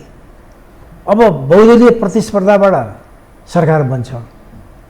अब संसदमा के हुन्छ भन्दाखेरि एउटा दलले सरकार बनाउन सक्ने सम्भावना म देखिरहेको छैन। संविधान नै त्यस्तो खालको छ, त्यस सम्भवै छैन। अब मिनिमम 3टा दल मिल्नुपर्छ। फेरि 3टा दल विपरीत दृष्टिकोणका दलहरू समाहित हुनुपर्छ, जो अहिले चाहिँ सरकारमा देखिया छ। अब अहिले सरकारको नेपाली काङ्ग्रेसको, माओवादीको चाहिँ के छ भन्दाखेरि चाहिँ भनौँ चाहिँ एमाले समाजवादीको पनि चाहिँ जुन दृष्टिकोणहरू छन्, अब तिनीहरू चाहिँ के छ भनेदेखि दर्शनको दृष्टिकोणले त अलग दृष्टिकोण भएका समुदाय हुन् नि। तर चाहिँ के छ भन्दाखेरि मैले भने अहिले दर्शनको काम छैन, अहिले समृद्धिको काम भएको हुनाले चाहिँ एउटा राष्ट्रिय एजेन्डामा चाहिँ कोलिसन कल्चर चाहिँ के छ डेभलप गर्ने हो भने राष्ट्रिय एजेन्डामा चाहिँ के छ भन्दाखेरि यो कुरामा चाहिँ हामीले सरकार चलाउने भनेर एग्रिमेन्ट गरेर कोलिसन गभर्मेन्ट चल्छ।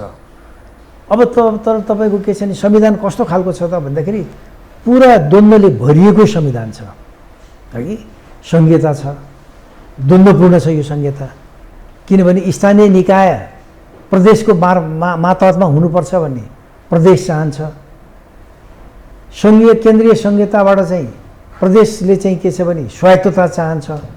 यो अन्तर्द्वन्द्वपूर्ण चाहिँ एउटा स्थानीय निकाय प्रदेश सरकारबाट चाहिँ अनियन्त्रित हुनु खोज्छ, नियन्त्रणमा बस्न चाहँदैन। प्रदेश सरकार स्थानीय सरकारलाई नियन्त्रणमा राख्न चाहन्छ।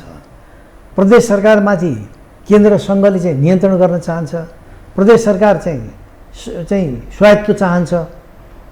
भविष्यमा आउने अन्तर्द्वन्द्वहरू अब जातीय प्रश्नहरू चाहिँ तपाईँको उठ्छ। तपाईँको हेर्नुहोस् त्यहाँनिर अब संविधान पनि कस्तो विरोधाभासपूर्ण छ भन्नुहुन्छ भन्दाखेरि जात चाहिँ सम्प्रदायहरूलाई चाहिँ यथावत कायम राखेको छ, क्षेत्रीयतालाई कायम राखेको छ।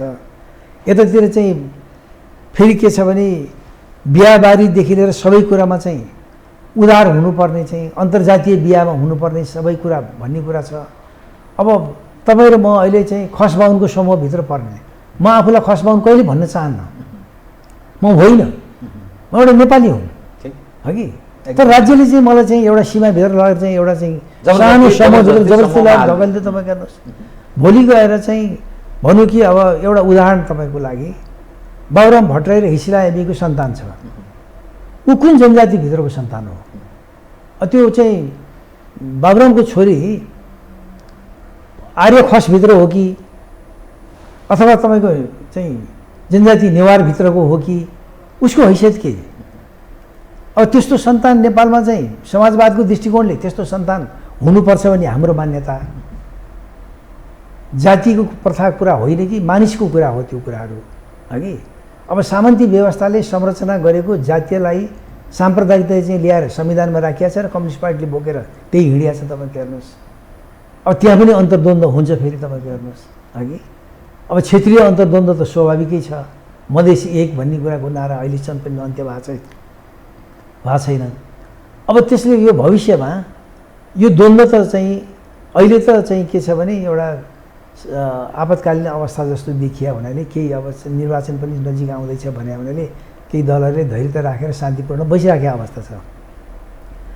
भविष्यमा त तपाईँको के छ भने संसद कस्तो हुन्छ भन्नुहुन्छ भन्दाखेरि 10औं पार्टीको प्रतिनिधित्व भएको संसद हुन्छ। कसैको सरकार बत्दैन, कसैको चाहिँ के छ भन्दाखेरि त्यहाँनिर से लागू हुँदैन। तपाईँको अर्को गन्जागोल हर्स ट्रेडिङ हुन्छ तपाईँको। अनि विदेशी शक्तिले चाहिँ अनि खेलाउने ठाउँ पाउँछ। तपाईँ हामी एउटा बडा अप्ठ्यारो अवस्थामा झन्झन घचेटिँदै त्यता प्रवेश गर्दैछ। त्यो अस्थिरता भएपछि विदेश स्वदेशमा उद्योग धन्दा हुँदैन। हेर्नुहोस् तपाईँको अहिले नै तपाईँ हामी हेरौँ व्यापार घाटा यति अत्यधिक अवस्थामा छ कि अब हामी फेल स्टेजको अवस्थातिर जान्छौँ। उद्योग धन्दा केही छैन, ट्रेडिङ मात्र छ, व्यापार छ, उद्योग धन्दा छैन। उद्योग धन्दा नभइकन उत्पादन हुँदैन, उद्योग धन्दा नभइकन इम्प्लोइमेन्ट पनि चाहिँ हुँदैन। तपाईँको हेर्नुहोस् अघि मान्छेले काम पाउने कुरा रहँदैन, मुलुकले चाहिँ के छ भने थेग्न नसक्ने अवस्था रहन्छ। फेरि यति विलासिताका संसारका सबैभन्दा महँगा कारदेखि लिएर संसारका सबैभन्दा महँगा कुराहरू काठमाडौँमा पाइन्छ। तपाईँको हेर्नुहोस् अमेरिकामा पाइने चिजहरू सबै काठमाडौँमा छ अहिले। तपाईँको हेर्नुहोस् यो मुलुकले कसरी धान्छ यो कुराहरू। त्यसैले चाहिँ अब प्रशासनिक खर्च यति अत्यधिक छ कि तपाईँको अब एउटा सरकारलाई धान्न गाह्रो भएको ठाउँमा ती तीनवटा सरकार हजारौँ के छ भने राजा रजौटाहरू यी सबैलाई चाहिँ राज्यले पाल्नुपर्ने, राज्यको आम्दानीले चाहिँ यहाँको नियमित अनि चाहिँ के छ भने प्रशासनिक खर्च धान्न नसक्ने, विदेशी ऋणले चाहिँ कति दिन चाहिँ मुलुकले थेग्ने। अहिले त यो चाहिँ के छ भन्दाखेरि वास्तवमा चाहिँ यो रेमिटेन्स 70-80 लाख मान्छेहरू बाहिर गएका ब्रिटिस सिपाहीहरू, इन्डियन सिपाहीहरू, खाडी मुलुकदेखि लिएर विभिन्न मुलुकमा गएका नेपालीहरूको रगत पसिनाको चाहिँ केही सञ्चय रकम चाहिँ नेपालमा रेमिटेन्स आएको कारणबाट चाहिँ के छ भने मुलुक चल्या देखिन्छ। तपाईँको हेर्नुहोस् भित्री कन्टेन्टमा हेर्दाखेरिको अवस्थामा हामी खोक्रो छौँ। तपाईँको हेर्नुहोस् बडा राम्रो एउटा सन्देश तपाईँले कटु सत्यलाई उजागर गर्ने प्रयत्न गर्नुभयो। म कार्यक्रमको अन्त्यतिर दुई विषयमा महत्त्वपूर्ण विषयलाई उठान गर्ने प्रयत्न गर्नेछु। नेपालको जो 62-63 को आन्दोलन 10 वर्षे माओवादी नामरूपी जनयुद्ध, 12 बुँदे दिल्ली समझदारी, जहाँ नेपालका तत्कालीन संविधानलाई स्वीकार्ने राजनीतिक दल र माओवादी एक, अनि भारत अर्को पक्ष, र द्वन्द्वको अर्को पक्ष भनेको राज संस्था। त्यो राज संस्था त्यहाँलाई उसलाई सहभागी गराइएन, उसबाट खोसियो मात्रै। अनि त्यो भारतमा जुन खालको सरकार थियो, काङ्ग्रेस आयो र भारतीय कम्युनिस्टहरूको वर्चस्वमा रहेको सत्ता थियो, जुन 12 बुँदे दिल्ली समझदारी हुँदै नेपालको राजनीति यो ठाउँमा प्रवेश गर्यो। पछिल्लो समयमा त्यो भारतीय सत्ता समाप्त भयो, कमजोर भयो र त्यहाँ भाजपाको उदय भयो। अहिले सुनिन्छ भाजपा नेपालको यो पछिल्लो घटना गतिविधिसँग खुसी छैन। ऊ हिन्दू राष्ट्रको एजेन्डा बोकेर हिँड्छ पनि भन्छन्। राज संस्थाको पनि कता कता त्यो विषयलाई पनि ऊ महत्त्वका साथ हेर्न थालेको बताउँछन् मानिसहरूको विश्लेषण। नेपालको सन्दर्भमा कुरा गर्दा 46 को परिवर्तन पश्चात जो नेपालका राजनीतिक दलका अगुवा नेताहरू दूतावास नपस्ने, दूतावास भनेको भारतीय दूतावास या अरू नै दूतावास पनि नपस्ने, तिनको दानापानी नखाने, न राजनीतिक क्षेत्रका मानिस रहे, न प्रशासनिक क्षेत्रका मानिस रहे, न त सुरक्षासँग सम्बन्धित मानिस अछुतो छन् भनेर मान्छेले पत्याउँदैनन्। एकातर्फ यो स्थिति छ, विदेशीहरूको चलखेलको कुरा छ, एमसीसी यसै लडिरहेको छ, सीमाको यत्रो अतिक्रमणको कुरा छ, कालापानी लिपुले लिम्पियाधुरा, यावत सुस्ताको कुरा उहिलेदेखि छ। यो देशमा कम्युनिस्टले शासन गर्यो, यो देशमा काङ्ग्रेसले शासन गर्यो, 30-32 वर्ष गर्यो। अब बताउनुहोस् त, कार्यपालिकाको यो हविगत छ, व्यवस्थापिका छ त्यस्तो छ अवस्थामा छ, न्यायपालिकाको यो कन्तबिजोग छ, अनि यो संवैधानिक निकायहरू प्यारालाइसिस, यी कुनै भूमिका निभाइरहेका छैनन्। कार्यकर्ता भर्ती केन्द्रको अखडा बनेको छ। तपाईँ यत्रो वरिष्ठ अधिवक्ता, नेपाल बार एसोसिएसनको पूर्व अध्यक्ष, तपाईँ जतिको काबिल मानिससँग मलाई यो विषय उठान गर्न पाउँदा यसकारण खुसी लागेको छ। सर्वोच्च अदालतका न्यायाधीशहरू उप एक प्रश्न मानिस गरिरहेका छन्। पार्टी कार्यकर्ताको भर्ती केन्द्र भयो भनेर भन्छन्। त्यहाँ कसको इजलासमा पर्छ र के खाले फैसला हुन्छ पहिले अनुमान गरिदिन्छन्। बिचौलियाको बिगबिगी छ र वरिष्ठ अधिवक्ताहरू नै त्यो बिचौलियाको काम गर्छ। यो जो कन्तबिजोग छ नि, यो हेर्दाखेरि यो राज्य असफल भइसकेको र अब घोषणा मात्रै हुन बाँकी, किनभने के बाँकी रह्यो र हाम्रो दूतावासले रुल गर्छ, नेता कुनै निर्णायक हैसियतै राख्दैनन्, आर्थिक अवस्था यत्रो विपन्न अवस्थामा हामी छौँ, चेलीबेटी बेच्ने देशको रूपमा हामी स्थापित छौँ। त यो समग्रमा जुन अवस्था छ, यहाँभन्दा के सिद्धिनु, तुइनु के, मासिनु के भनेर प्रश्न गर्छन्। तपाईँ के भन्नुहुन्छ बताइदिनुहोस् त। होइन, अब म त्यति निराशाजनक विश्लेषण चाहिँ गर्न चाहन्न हेर्नुहोस् तपाईँको है। तर यसलाई चाहिँ हामीले अलिकति प्रारम्भमै जानुपर्छ क्या। मैले भने हिन्दुस्तानले हामीप्रति भनौँ न कि हिन्दुस्तान जन्मेको त, भारत जन्मेको त 1947 पछि मात्र हो। ठिक, त्योभन्दा अगाडि ब्रिटिस रुल थियो, त्योभन्दा अगाडि मुस्लिम रुल थियो। भारतमा 560 राज्यहरू थिए। भारतवर्ष एक थिएन कहिले पनि। मुस्लिम शासनको बेलामा पनि धेरै चाहिँ राज्यहरू थिए। ब्रिटिस शासनको बेलामा पनि 530 राज्य थिए। तर केन्द्रीय नेतृत्व ब्रिटिस सरकारले लिएको थियो। तर चाहिँ के छ भने स्वायत्तता चाहिँ राज्यहरूले पाएका थिए त्यहाँनिर, क्या तपाईँ गर्नुहोस् कि। र चाहिँ भारतवर्ष भनेर जुन अहिले आइराखेको छ, कन्स्टिट्युसनली लिगल्ली आएको भारतवर्ष 1947 पछिको भारतवर्ष हो, क्या तपाईँ गर्नुहोस्। हामीले त्यसरी बुझ्नुपर्छ त्यसलाई। र अर्को कुरा चाहिँ के छ त भन्नुहुन्छ भने, हाम्रो प्रारम्भिक रूपमा भारत परस्त नीति राख्ने कहाँबाट प्रारम्भ भयो त भन्दाखेरि, जब राजा त्रिभुवन चाहिँ 2007 सालमा चाहिँ के छ भन्दाखेरि शरण लिन पुगे, दूतावास हुँदै हिन्दू पुगे, चाहिँ के छ भन्दाखेरि इन्डियन एम्बेसीमा शरण लिएर दिल्ली पुगे। त्यहाँबाट फर्किँदाखेरि चाहिँ संविधान सभाको एजेन्डा बोकेर कोही राजा आउँछ? किन चाहिँ त्यो संविधान सभाको एजेन्डा बोकेर चाहिँ त्रिभुवनलाई पठाइयो त भन्दाखेरि, अरू मुलुकलाई जस्तो अतिक्रमण गरेर नेपाललाई लिन नमिल्ने, किनभने ब्रिटिस र नेपालको बिचमा चाहिँ त सुगौली सन्धि भएर सेपरेट पनि चाहिँ आइडेन्टिटी भइसकेको मुलुक यो। अब चाहिँ फेरि अर्को कुरा, ब्रिटिस सेना छन् त्यहाँनिर, त्यो ब्रिटिस सेनालाई लिएर चाहिँ के छ भन्दाखेरि बेलायतमा पनि त्यो सेना डिभिजन भएर इन्डियामा पनि रहने, चाहिँ बेलायतमा पनि जाने भन्ने चाहिँ रह्यो। ब्रिटिसहरूले मानेनन्, उनीहरूको इच्छा नभए होइन। सरदार वल्लभभाइ पटेल लगायतले चाहिँ नेपाललाई अरू राज्य जस्तै चाहिँ के छ भनेदेखि उनीहरूले कब्जा गर्न खोजेका थिए। तर पटेल डक्ट्रिन त्यो थियो भनेर भनिन्छ।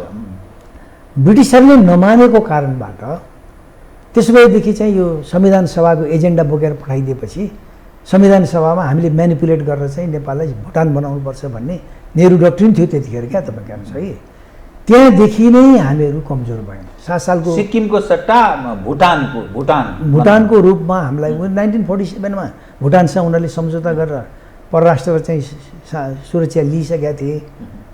उनीहरू त्यही प्रकारको चाहिँ के छ भने सम्झौता नेपालसँग गर्न चाहन्थे, तर ब्रिटिसहरूले नमानेको हुनाले चाहिँ के छ भने हामी जोग्यौँ। त्यसबाट तपाईँको हेर्नुहोस्, हामी जोग्यौँ।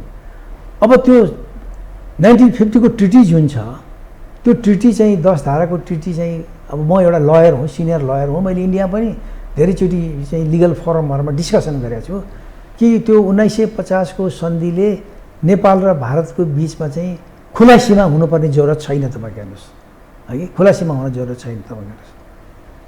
तर हामी कस्तो भयौँ त भन्दाखेरि 2008 सालमा चाहिँ मातृप्रसाद कोइराला प्रधानमन्त्री भइसकेपछि भारत भ्रमणमा जाँदाखेरि 70 ठाउँमा चाहिँ चेकपोस्ट राख्ने काम त मातृकाले गर्यो नि त। त्रिभुवनले चाहिँ नियुक्त गरेको मन पराएको चाहिँ के छ भनेदेखि प्रधानमन्त्री मातृका, इन्डियाकै पनि चाहिँ डिजाइनमा राखिएको मातृका प्रधानमन्त्रीले, त्यो काम त के छ भने मातृकाले गर्यो नि त। त्यसैले गर्दाखेरि त्यो क्रमशः थपिँदै आएर 12 बुँदे बुँदासम्म पनि हामी त्यहाँ पुग्यौँ।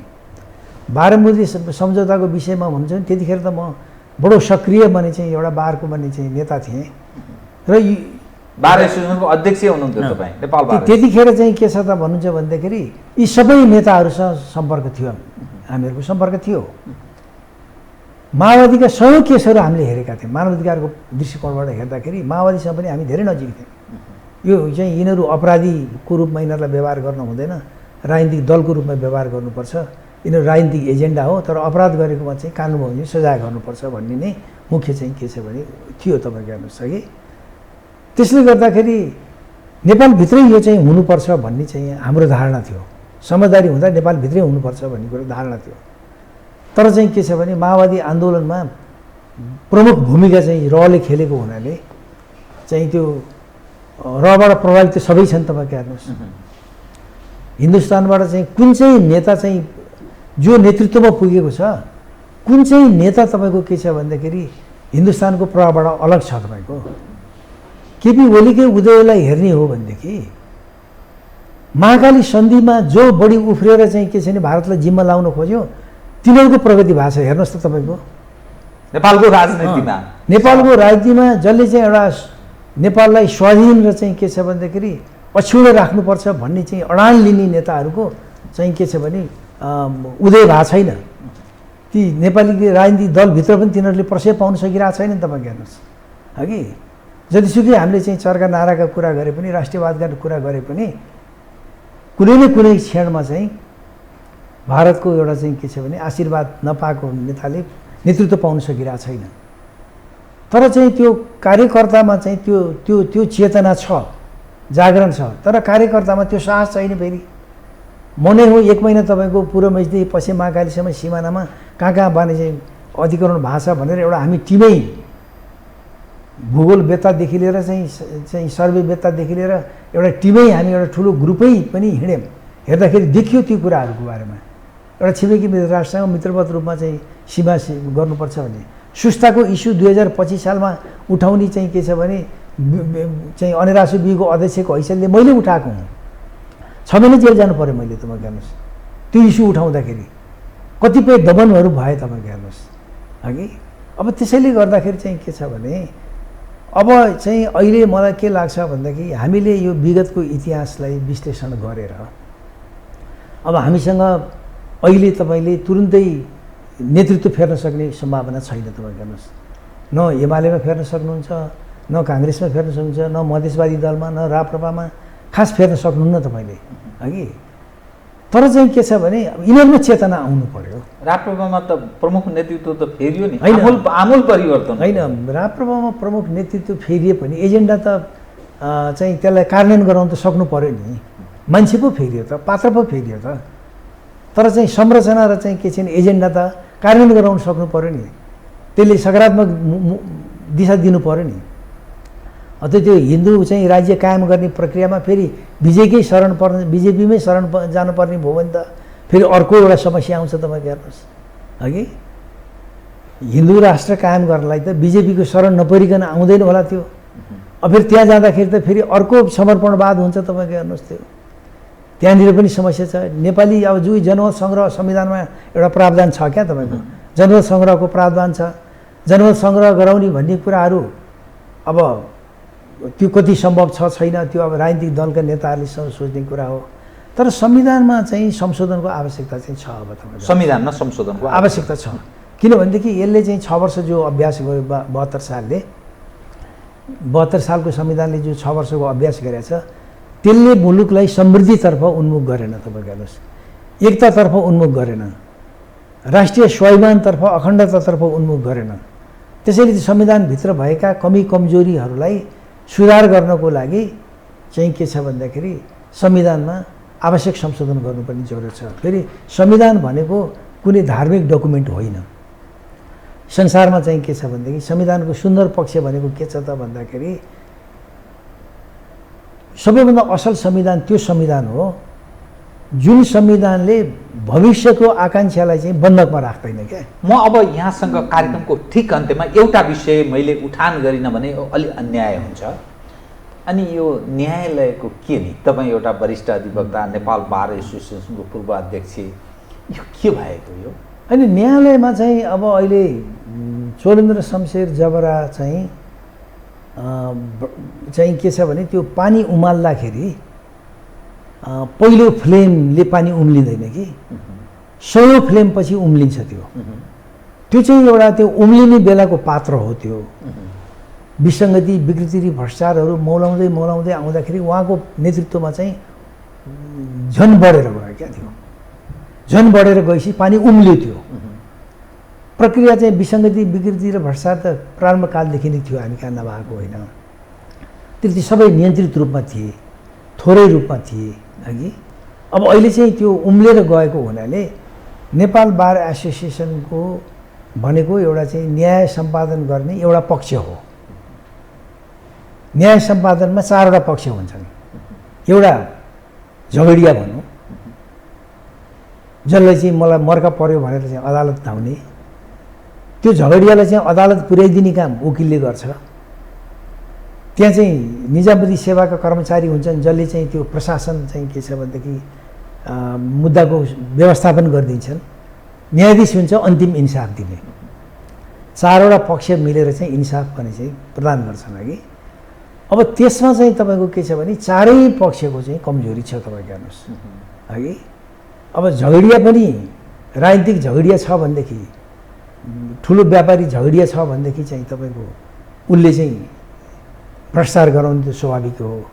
मेरो आफ्नो चाहिँ जिन्दगीको पनि चाहिँ यो 48 वर्षको वकालतको अभ्यासमा मेरो ल फर्मको मात्र मैले चाहिँ विश्लेषण गरेर हेर्दाखेरि चाहिँ के छ भने हाम्रो न्यायपालिकाको पद्धति जो एडभर्सरी सिस्टम भन्छौँ हामी, बेलायतको पद्धति जो अपनायौँ, न्यायाधीश न्युट्रल बस्ने, केही यो बहुदल आइसकेपछि न्यायाधीश न्युट्रल बस्ने, झगडियाले आफ्नो प्रमाण पुर्याएर इन्साफ लिनुपर्ने।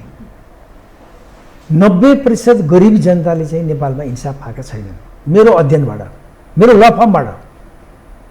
न्याय प्रणाली इन्साफ दिने प्रक्रियामै अलिकति चेन्ज गर्नुभयो यसरी पर्छ, निश्चय पर्छ। तपाईँ गर्नुहोस् किन भन्नुहुन्छ भन्दाखेरि त्यो पनि त्यो गरिबले इन्साफ पनि म आफै चाहिँ जुधेर खटेर लडेर न्यायाधीशसँग झगडा गरेर चाहिँ घुस खानबाट रोक्न सकेँ भनेदेखि त्यस्तोमा चाहिँ पाएको देखाएको छु मैले। नत्र त के छ भन्नुहुन्छ भनेदेखि तपाईँको यो अहिले हाम्रो न्याय प्रणालीको पद्धतिबाट गरिबले इन्साफ पाउँदैन। बहुत महत्त्वपूर्ण सन्देश दिने प्रयत्न र यसमा पनि सुधार गर्नुपर्छ हामीले। न्याय अहिलेको वर्तमान न्याय प्रणाली जो बेलायती सिस्टम जो अवलम्बन सोलेन्द्रलाई हटाएर मात्रै यो समस्या सुल्झने हुँदैन। अर्को कुरा नियुक्ति नै महत्त्वपूर्ण चाहिँ कुरा छ। यो भ्रष्टाचारको मूल बिउ यो अहिलेको झाँगिएको बिउ रोपेका चाहिँ 2048 सालमा कृष्णप्रसाद भट्टराईजी चाहिँ के छ भने प्रधानमन्त्री, विश्वनाथ उपाध्याय चाहिँ के छ भनेदेखि प्रधान न्यायाधीश हुँदाखेरि दुईटै असाध्य आदरणीय मेरा असल माने चाहिँ के छ भने सम्मानित व्यक्तिहरू हुन्, उहाँप्रति म आदर गर्छु। तर उहाँहरूले चाहिँ के छ भने नेभी सङ्घका चाहिँ एक्टिभ कार्यकर्तालाई लिएर आएर चाहिँ न्यायाधीशमा नियुक्त गरिदिइसकेपछि त्यही झाँगेर 72 सालमा चाहिँ आएर चाहिँ 74 सालतिर आएर चाहिँ विकृतिको सीमा नागेका चाहिँ कारण समस्याको सर्जक जड चाहिँ भनेपछि विश्वनाथलाई जाने भयो यो होइन। प्रारम्भ होइन, उहाँलाई धेरै सकारात्मक कुराहरू उहाँको छ, उहाँलाई सम्मान गर्नुपर्छ। तर बिउ रोपिँदाखेरि चाहिँ के छ भन्दाखेरि बौद्धलमा चाहिँ बिउ रोपेको चाहिँ 2048 सालमा चाहिँ के छ भने चाहिँ त्यो विद्यार्थी सङ्घका कार्यकर्ताहरूलाई ल्याएर भर्ती गरेका कारणबाट चाहिँ बिउ चाहिँ धतुरो चाहिँ त्यहाँ रोपिया हो तपाईँको हेर्नुहोस् है। तर यसलाई चाहिँ के छ त भन्दाखेरि न्यायाधीश नियुक्तिमा पनि क्यारियर जज चाहिन्छ। यो बाहिरबाट वकिल लगेर चाहिँ न्याय सेवाबाट आएका ती व्यक्तिहरूलाई जस्तो चाहिँ जापानमा छ, फ्रान्समा छ। हामी कहाँ यहाँ चाहिँ जब हामी बाहिरबाट चाहिँ नियुक्ति गर्छौँ भने राजनीतिक दलले आफ्नो कार्यकर्ता भर्ती गर्छ, त्यो राजनीतिकरण हुन्छ। नियुक्तिको पनि प्रक्रिया गलत छ। त्यसैले क्यारियर जज नै नेपालको निम्ति चाहिन्छ। यो एडभर्सरी सिस्टम चाहिँ बेलायती सिस्टम चाहिँ नेपाल जस्तो गरिब र चाहिँ अशिक्षित मुलुकमा फापिलो हुँदैन तपाईँको। त्यसमा पनि हामीले चाहिँ अलिकति सुधार गर्नै पर्छ। र यो नगरिन्जेलसम्म चाहिँ अहिले क्षणिक रूपमा एउटा चाहिँ बिजेको काँडोलाई चाहिँ झिके जस्तो क्षणिक त सुधार होला, तर चाहिँ यसलाई दीर्घकालीन सुधार गर्नको लागि चाहिँ हामीले अथक प्रयास गर्नुपर्छ। जो बारले चाहिँ जुन किसिमको चाहिँ आन्दोलन चलाएको छ न्याय सुधारको लागि त्यो जायज छ। त्यो प्रोफेसनल्ली गर्ने काम चाहिँ उसले ठिक गरेका छ। चाहिँ के छ भनेदेखि मलाई लाग्छ प्रधान न्यायाधीशले चाहिँ एउटा बाइज्जत चाहिँ आफूलाई चाहिँ राजीनामा दिएर बहिर्गमन गर्नु चाहिँ अहिलेको क्षणिक निकास चाहिँ त्यो हुन्छ। तपाईँको हस्, धन्यवाद छ यहाँलाई। धेरै धेरै धन्यवाद जीवरामजी। तपाईँले धेरै दिनदेखि पनि चाहिँ म नेपालमा थिइनँ, सम्पर्कको प्रयत्नमा थिएँ। तपाईँ विदेशमा भएको हुनाले सम्पर्क त्यसैले मलाई धेरै कुरा थाहा छैन कि थाहा छैन भन्ने तपाईँका कुराबाट त्यस्तो अर्थ लाग्दैन। कार्यक्रममा आइदिनु भयो, बहुत धन्यवाद। आफ्नो विचार अभिव्यक्त गर्ने मौका दिनुभएकोमा तपाईँलाई धेरै धन्यवाद छ। यो नयाँ टेलिभिजन रहेछ, यसको लागि पनि शुभकामना दिँदै म बिदा हुन्छु। नमस्कार। आदरणीय दर्शकवृन्द, उहाँ हुनुहुन्थ्यो विश्वकान्त मैनाली, वरिष्ठ अधिवक्ता। समसामयिक विषयलाई केन्द्रमा राखेर गरिएको कुराकानी। म सहित मेरो सम्पूर्ण युनिटलाई कार्यक्रमबाट बिदा दिनुहोस् र यो टेलिभिजन हेर्दै रहनुहोला। नमस्कार।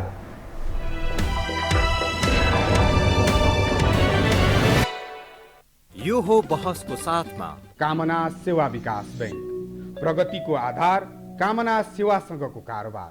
Registration open for +2 Science Management Humanities and Law, Lumbini College. गर्वैदेखि बलियो भूगर्भ सिमेन्ट